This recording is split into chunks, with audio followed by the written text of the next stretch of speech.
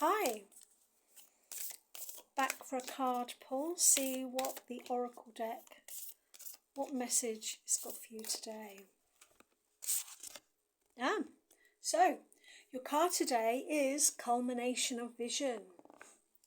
So this is the nudge that you've been dreaming about isn't just fantasy.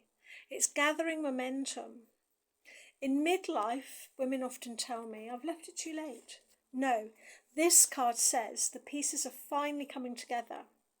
Breathwork takes patience and it teaches patience. Every inhale builds and every exhale clears space.